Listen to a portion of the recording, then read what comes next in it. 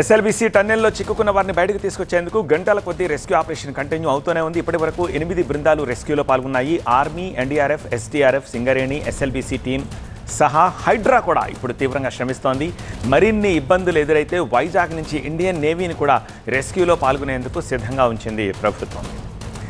ఇక under water scanners, life jacket తోటి loco ట్రైన్లో సొరంగం కూలిన ప్రాంతానికి వెళ్ళింది ఆర్మీ టీం. 14 కిలోమీటర్లలో 12 కిలోమీటర్ల వరకు వెళ్ళింది. అక్కడి నుంచి పూర్తిగా బురద నిండిపోవడంతో ముందుకెళ్లేందుకు ఇబ్బందికరంగా మారింది.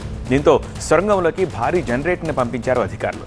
విద్యుత్తును పునరుద్ధరించి భారీ మోటార్లతోటి ఆ బురద నీటిని తోడేస్తున్నారు. లోపల చిక్కుకున్న వారిని టెక్నాలజీ సాయంతో గుర్తించే ప్రయత్నం చేస్తున్నారు. ఇక ఎన్డీఆర్ఎఫ్ రిలీజ్ చేసిన ఫోటోలో ఒక మనిషి చెయ్యి కనిపిస్తోంది. ఆ ఫోటో చూస్తుంటే బురదలో మనిషి ఇరుక్కుపోయినట్టుగా తెలుస్తోంది.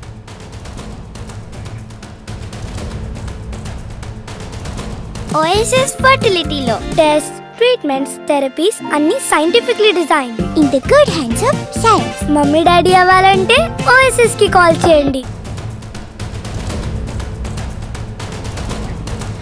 టన్నెల్ నుంచి మరింత సమాచారం అందించేందుకు మా ప్రతినిధి వాసు ప్రస్తుతం మనకు లైవ్లో సిద్ధంగా ఉన్నారు. వాసు, ఏదైనా అప్డేటెడ్ ఉందా న్యూస్లో?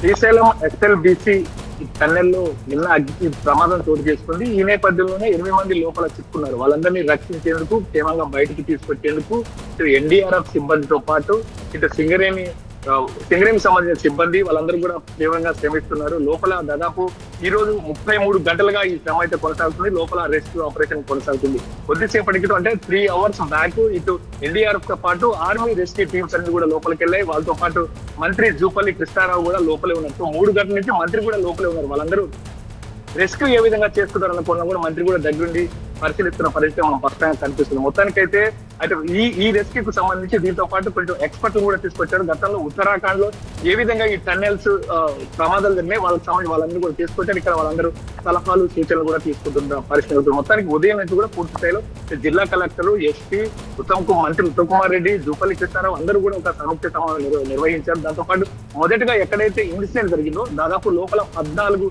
కిలోమీటర్ల లోపల ఇన్సిడెంట్ జరిగింది. సో ఇప్పుడు ఈ బృందాలు, రెస్క్యూ టీమ్స్ అన్ని కూడా దాదాపు 12 కిలోమీటర్లు దాటి వెళ్ళగలుగుతున్నాయి. కానీ అక్కడ తీవ్రంగా ఒక్కసారి కూలిపోవడంతో అక్కడ పూర్తిగా బురద మట్టి పేరుకుపోయింది. వాటర్ ఎక్కువగా చేరింది. ఆ వాటర్ అనేది కూడా ఇటు భారీ యంత్రాలతో, మోటార్లతో బయటికి పంపింగ్ చేస్తున్న పరిస్థితులకు ఉంది.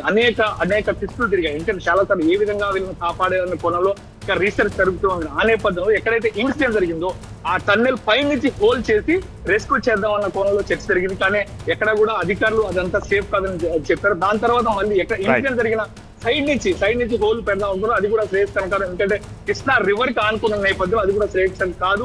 వాటర్ లోపలికి వచ్చే అవకాశం ఉందని కూడా నిపుణులు సూచించారు. మొత్తానికైతే రెస్క్యూ ఆపరేషన్ అయితే పూర్తి స్థాయి కొనసాగుతుంది. ఇటు ఎన్డీఆర్ఎఫ్ తో పాటు సింగరేణి సిబ్బంది కూడా పాల్గొంటున్నారు, మిలిటరీ సిబ్బంది పాల్గొన్నారు. అందరూ కూడా ఒక్కసారిగా ఎట్లయినా లోపల చిక్కుకున్న వాళ్ళని కాపాడాలని నిరంతరం శ్రమిస్తున్న పరిస్థితి నెలకొంది. రైట్ వాసు.